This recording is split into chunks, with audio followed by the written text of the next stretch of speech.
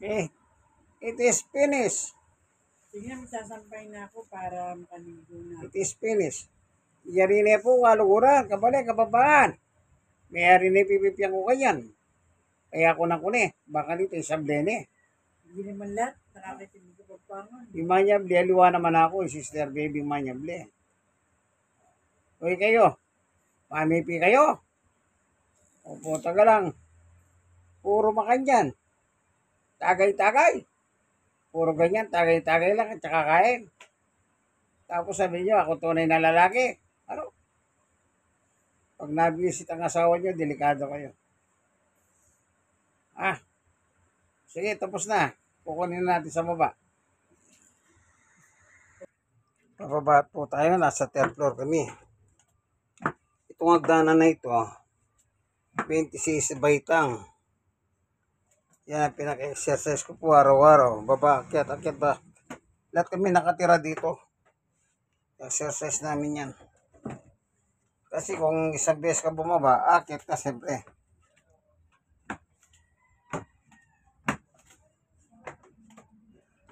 Yan.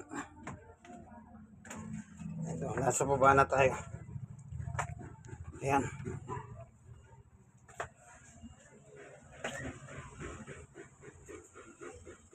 Yan.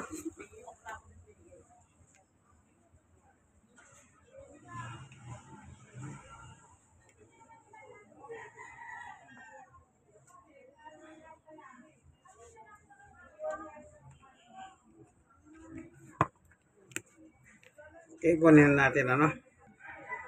Maraming salamat po Panginoong Diyos at nakatapos po ng paglalaba na walang anugang haberya, hindi po nagloko ang kuryente, hindi po nagloko ang tubig. Maraming salamat po sa iyo Panginoong Diyos. Amen and amen. Okay? Kaibigan, ito na. Nasabi ko,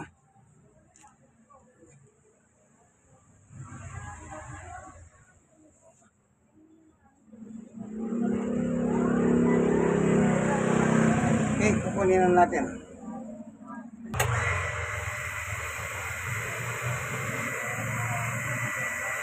Kaya. Walang tayo po. Ay lalabas na natin. Para sasampay.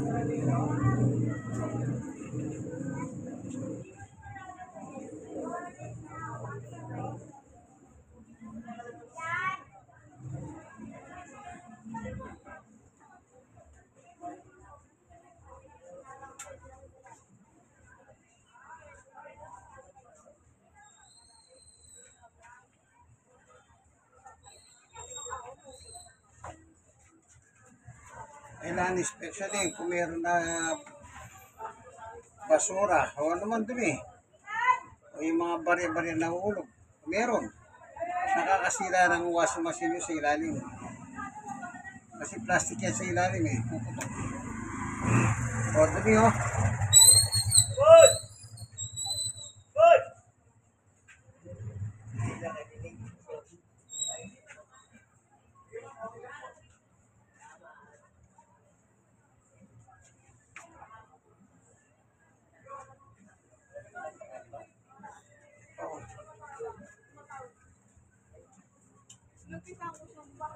Parang bulak. Kita niyo yung filter na yan, no? Masyadong masisi, no?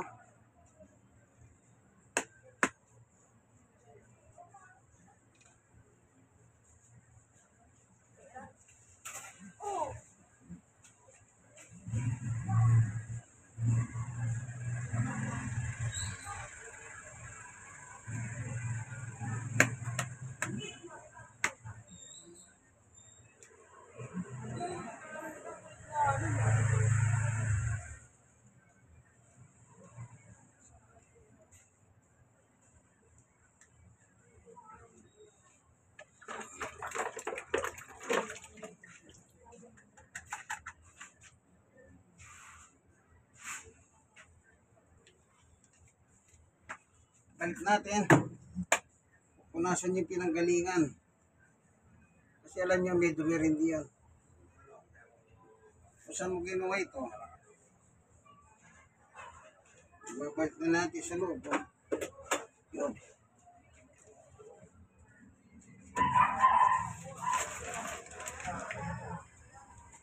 Para alam mo kasi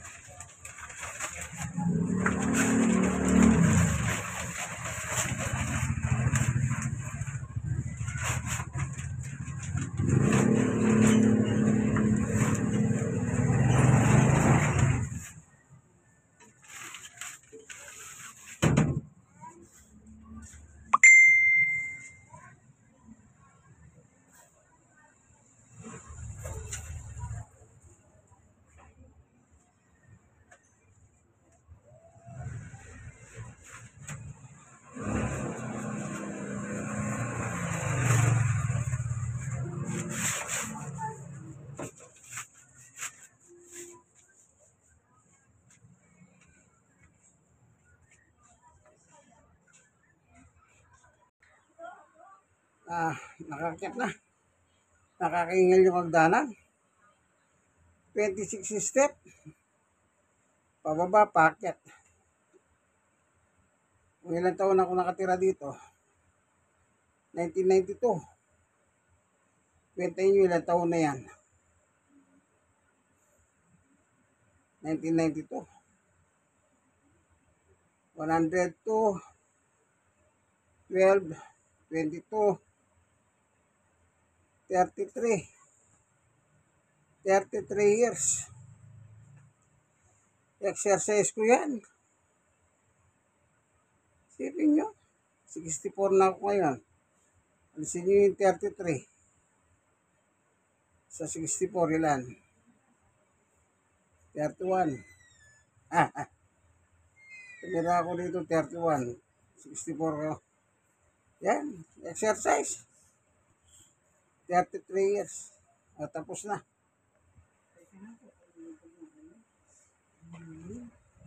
Ito. Sinaksak mo na ba uli yung red? Pinatatanggal ko yung Wala ko sinasaksak. Ikaw magsaksak doon. Ayan. Sasampay na ni Sister Baby yan. So, at the age of 31, plus 33, kaya ano, gano'n na lang kalupit ang hagdanan. Hanggang ngayon. Buti na lang may Diyos na tumutulong sa akin. Alam niyo, PWD ko, yung tuhod ko, nagkaroon ng depression sa gitna.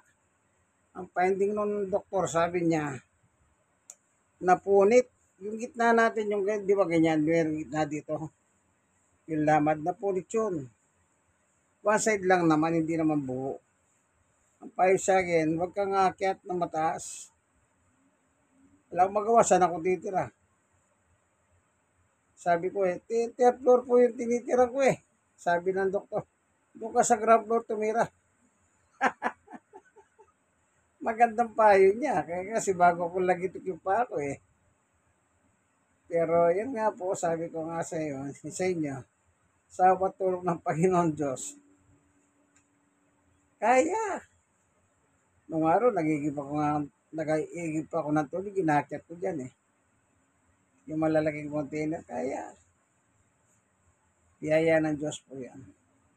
Basta mayroon kang Diyos, kareglado ka. Okay? Sana meron kayo natutunan na. Like, share, share. Yung mga nasira, share nyo sa iba. God bless us all po. Thank you for watching. God bless us all. Bye-bye. Sa Diyos lang kayo laging muna. Ayan o. In Christ alone, no?